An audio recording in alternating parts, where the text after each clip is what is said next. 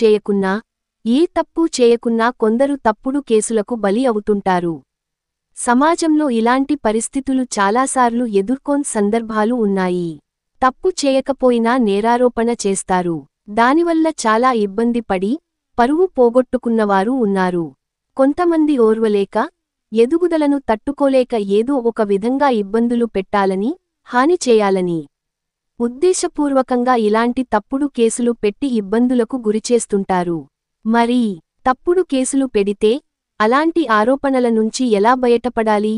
చట్టం ఎలాంటి రక్షణ కల్పిస్తోంది? అంటే తప్పుడు కేసులు పెట్టిన వ్యక్తి ఇండియన్ పీనల్ కోడ్ సెక్షన్ 211 ప్రకారం శిక్షార్హులు అవుతారు.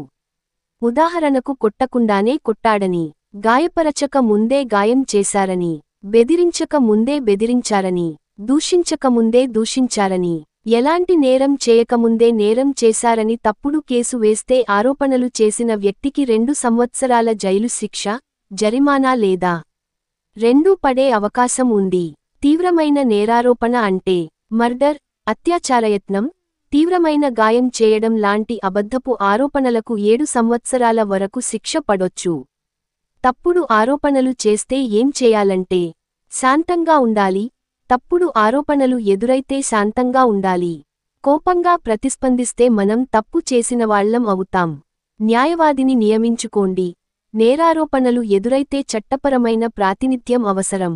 అంటే న్యాయవాది ద్వారా ఆ ఆరోపణలను ఎదుర్కోవాలి. పరువు నష్టం దావా వేసి నిందితుడి నుంచి పరిహారం పొందవచ్చు. ఆధారాలు సేకరించాలి.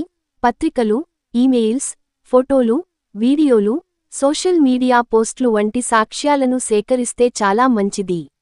వీటిని మీ నిర్దోషిత్వాన్ని నిరూపించడానికి, తప్పుడు ఆరోపణలను కించపరచడానికి ఉపయోగించుకోవచ్చు.